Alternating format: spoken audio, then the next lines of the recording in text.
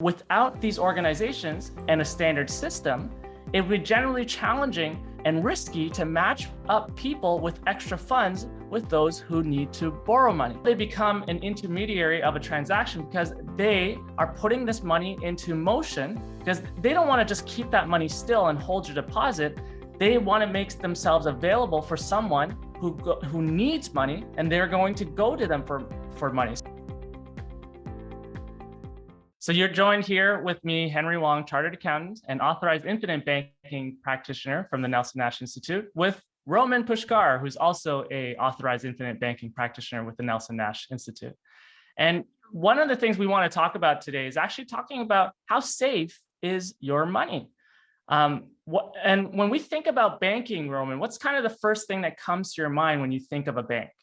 Yeah, Henry, that's a great question. What comes to my mind is protection, safety, and guarantees of some sort, where I put my money and I want to make sure that all my money is guaranteed and protected, right? I envision like big vaults, gold bars, security, protection, and I mean, it makes sense to me to keep my money in some, very well protected place where I know it is not sitting in a vault for sure. I'm not, I know how banks work, but at the same time, I think of my money as being in a very well protected space where if the bank fails, then I'm guaranteed to receive my money back. And, I've been fortunate to been born and grown up here in Canada. So I have that same perception, believing that the banks are very, very safe. And my money's stored away in vaults, and whenever I need to get access to it, I can get access to it at any point in time. Now, Roman, I think you had a little bit of a different experience growing up when it comes to banks. Do you mind sharing that? Yeah, of course. So, I grew up in Russian Ukrainian community. So I was born actually in Soviet Union, where, the government would change, rules on a go. They will not let us know in advance, so that we can, protect our money or take our money from banks. And we would just wake up in a totally different country. We would just wake up in a situation where our money worth nothing. And because of, change of rules, because of change of currency, because of change of, they will even, make sure that my money in the bank is not protected.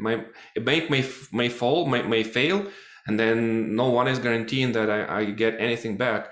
And we have so many, times of repetitive frustration, repetitive, negative experience, where biggest majority of the country will lose our savings, lose our money in banks. So when I came to Canada, it was kind of totally different situation. I feel like Canadian banking system is much more stable and secure, but at the same time, I was, learning. I was asking questions. Hey, how much money is protected in a bank if I keep it in a bank? What happens if a bank fails? Then I know that it is better protected than back in Russia or Ukraine, but is it really protected? This is the question we wanted to address today, and we wanted to share with you what we found out.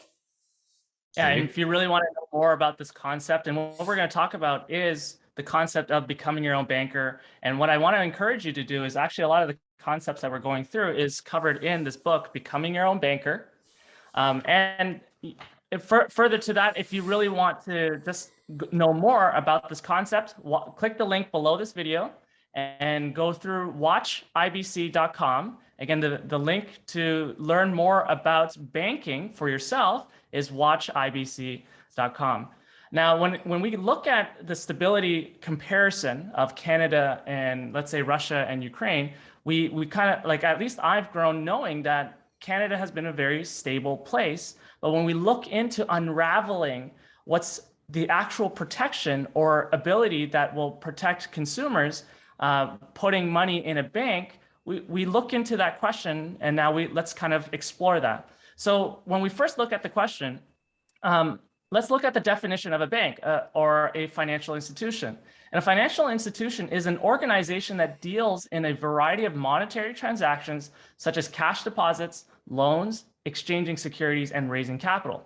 It intermediates transactions between people who deposit or invest money and the people who need to borrow or raise money. So if we look at the role of financial institutions, they exist to solve the problem of making money available to the people and businesses who need it. And without these organizations and a standard system, it would be generally challenging and risky to match up people with extra funds with those who need to borrow money. So the problem that I want us to think about is many people think banks are a safe place to store your wealth. If we look at that definition, it doesn't say that they are in the business of storing money. They're in the business of being an intermediary for a transaction. So we have to now look at whether or not the process or the system of banking, is it designed in favor for them or you? Now, the next thing I want to kind of just use as an example then is when you deposit money into a bank, how you get that money from, let's say you work a job, you get money coming in, the place that you end up moving that money in or that gets deposited into a bank or stored is a bank. They call that a demand deposit. And this money that the bank will owe to you, they owe that money to you, so it's a liability to them. Now they become an intermediary of a transaction because they are putting this money into motion because they don't want to just keep that money still and hold your deposit. They want to make themselves available for someone who needs money, and they're going to go to them for money. So for example, someone wants to buy a car and they don't have enough money to buy the car, so they have to borrow more money to buy that car. So they're going to go to that bank or financial institution to borrow money to buy that car. And when they do borrow money for that car, the bank is going to lend them that money for a particular interest rate. And now when you store money with them as a demand deposit, they're going to pay you, at least at the time of this recording, the interest rate is about 0.05% for like a savings account.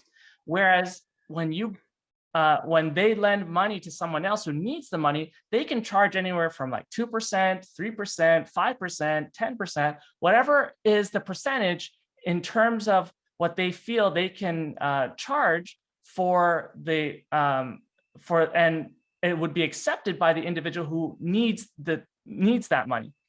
But ultimately, that interest rate is extra cash flows that person who borrowed the money will pay to use the money in terms of accomplishing their objective, like buying a car.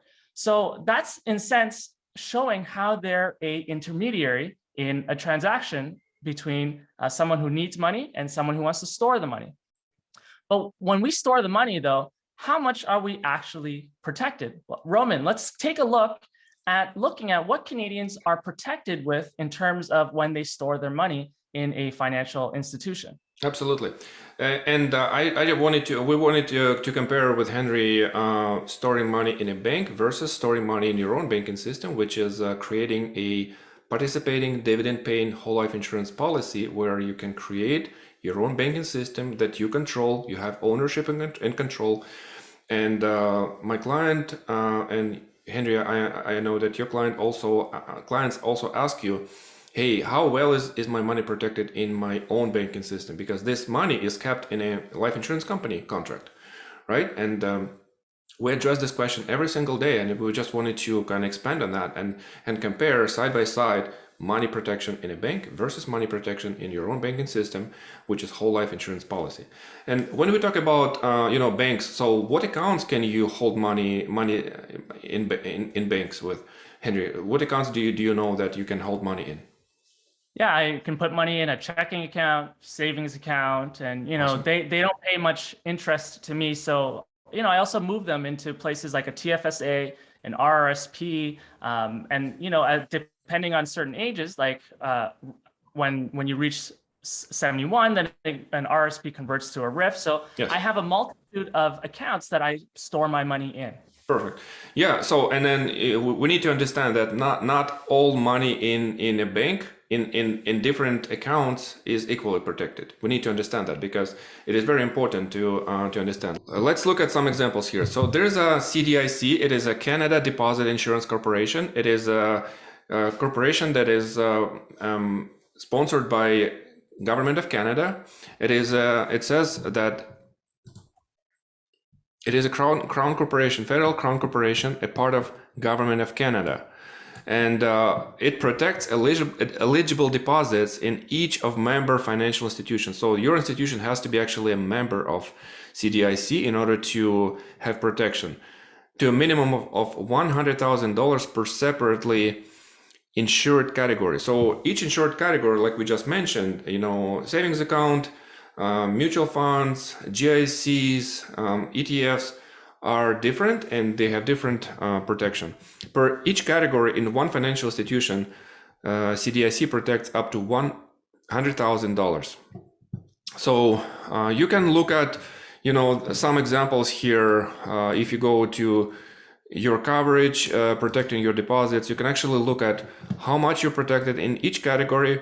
For example, it breaks down here to different accounts. For example, in TFSA, $100,000 is protected.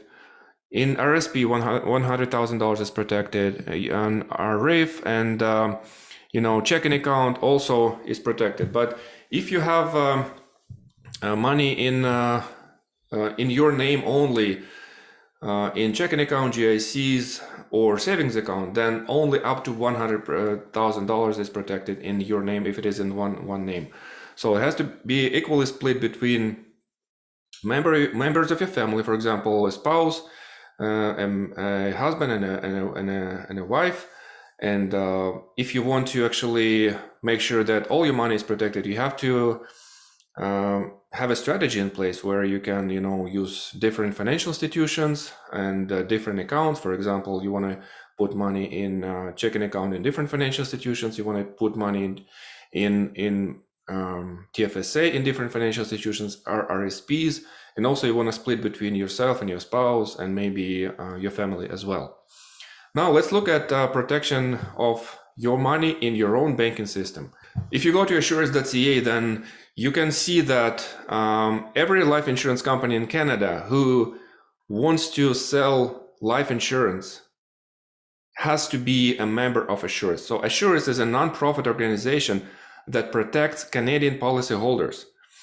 So insurance companies pay a certain amount of money to Assuris in order to have some reserves in place and have the policyholders protected. Now, the insurance company cannot actually terminate the membership as long as they have policies in force and they are licensed to write business in Canada.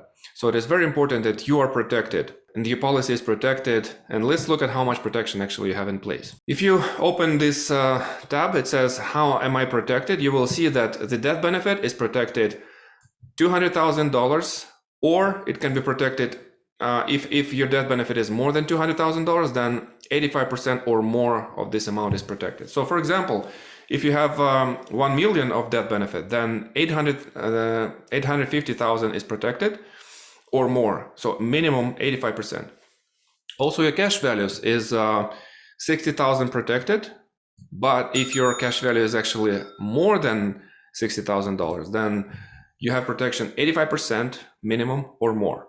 For example, your cash value is $100,000, then 85,000 minimum is protected or more. Also, there's some examples. You can look at some examples where you're here on this website where if the liquidator of the insurance company recovers more than 85% of the insurance company's assets, then you can actually have more protection, like 90% or 95%. But insurance is standard protection is 85% minimum. So let me walk through an example just to show, for illustrative purposes, what it looks like how much protection you would get if you were to store the same money that you're flowing into your life, whether you're storing it with a member of the CDIC or if you're storing your money with a member of the Assuris. Okay, and so I'm going to walk you through some of the examples here. So if we look at this particular individual, let's say this individual is 35, saves $10,000 per year, and over a period of 35 years at a rate of 30%. with a tax rate of 30%. And so the left side here, you see this particular individual is saving money with a member of the CDIC with an interest rate of 2%. And so if you're depositing $10,000 per year for 35 years, this is how much money you are saving away, $350,000. And because you're getting interest for the money that's being stored compounded over that 35-year period of time is $148,000. And then the total deposit then becomes $498,050. Now, a couple of things I just kind of want to further clarify. This is also based on money being stored in an unregistered account. So registered accounts include TFSA, RSP. This is just an unregistered amount being stored with that CDIC member. And so if you're storing that money outside, you've got to pay taxes, and that approximate tax is around 30%.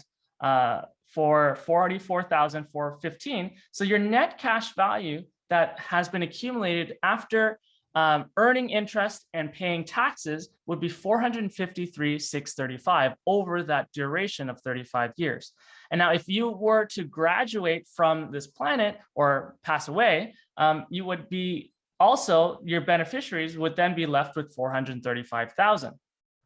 If we look at how much money is protected from the CDIC, again, this is specifically applied to just a GIC account. And one of the limitations when you're looking at how much you're protected is you're protected to the $100,000. How realistic is that? Well, let's kind of look at what that looks like. So you've accumulated a total cash value of $435,000, and we take a look at how much you're protected in case that member institution goes down, then you are exposed. You are exposed by $353,000. Okay. Yeah, so, and it's only if this is in GIC, because if it's in RSP or stock funds or any mutual funds, then none of this will be protected. Is it true, Henry? Yeah. If it's in a unprotected category like stocks, mutual funds, ETFs, as shown in what we talked about, it's not protected. But this, if it's in a GIC, it's a protected category up to the 100,000. So you are exposed 353,000. Now, let's say you use that same 10,000 that you're contributing now to a properly designed participating whole life insurance policy, which is what we do here at Ascendant Financial. You are still depositing and saving 350,000 by way of premiums. And now, if we look at that cash value for this particular individual at this age and the design that comes out of it over the 35 years, this cash value is actually $756,000. And the death benefit is $1.975746. So this is how much the accumulated difference would be. And when we talk about the protection, so let's look at how much that protection is. If we look at the protection, the low amount the minimum, since this amount is greater than that $200,000 threshold, so we've got to use an 85% example. So, use 85%. And so this $757,000 is insured and protected for $643,498 as a minimum.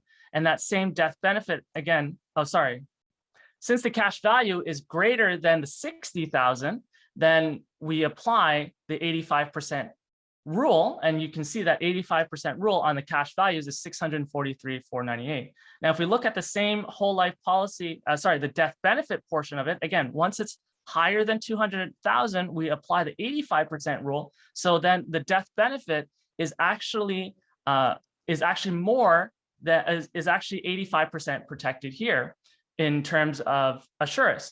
Now, if we look at how much money you've actually deposited into or contributed to the insurance company and how much you're protected by Assuris, you've contributed $350,000. But even though the value of the 85%, you only recover 85%. Again, this is the worst case scenario if a liquidator is not involved in this transaction. If a liquidator is involved, they can recover maybe even more than 85%. But knowing though, if the insurance company was to go under, a liquidator has to be involved. So just for conservative's sake, we're just saying that 85% is what your minimum guaranteed in terms of protection. And so over 35 years, your cash values that would have been contributed have developed would be 757,000, or the equivalent of what's protected would be 643. And if we look at the whole life death benefit, would be 1.9, where you're actually protected for the 1.679384. And if we look at then how much, so now when we look at what I'm just sharing with you, where 85% of your cash values and death benefit at a minimum is protected by Assuris, we look at the amount of money that you put in, which is 350,000. Did you lose any of that? Would you lose 350,000? No. Looks like because of compounding, I have much more money, and none of my 350,000, premiums are intact. That is correct. So when we look at how much money, when we've stored it into a insurance company in a whole life policy, none of that money, at least in this example, is exposed, because you've put in 350,000 with the compounding and the growth that comes into the federal binding contract. It has accumulated a cash value and a death benefit that ultimately, even though you lose a little bit of value from what is protected, but you actually, in terms of your contribution, have lost nothing. Yeah, I also wanted to add, Henry, that in terms of terminology, let's say that with GIC, there's no death benefit. It's only just in terms of assuming that this depositor passes away in 35 years, then this is how much death benefit. Sorry, this is how much money his family is getting back. Right? There's no death benefit if he passes away prematurely. And also comparing to whole life policy, what happens if the depositor passes away or the insured passes away too soon? Then there is a death benefit, which gives a family peace of mind, knowing that there is protection in place, there is a windfall of money coming in terms of anything happens to him. And that is paid completely tax-free. Yes. The other part also even talk about is when your money is stored in a bank, like a savings or GIC account, not only is your money potentially locked, depending on the terms that you put in, so you may not have complete access to it. And the other part is that interest that you get, well, when you withdraw money out of that account, you interrupt the compounding. So the base of what your money would be ends up being impacted with that compounding. So the amount of interest that you would get would actually go down. Whereas when we work with these policies here in a properly designed participating whole life policy, with the accumulating cash value, you actually can access this money via a policy loan from the insurance company, while that policy is actually growing, that the cash value still grow every single day as you're continuing with the premium payments. You still can use the money without interrupting that growth. Awesome. So please comment below this video and let us know where you keep your money, in a bank or in your own banking system, so that we know who is watching us. And if you learned something new from this video, please like this video and subscribe to be notified and hit the notification bell to be notified on the new episodes. Also, go to watchibc.com. Again, it is watchibc.com in order to learn about how the system works, how to set up your own banking system, and how to become your own banker.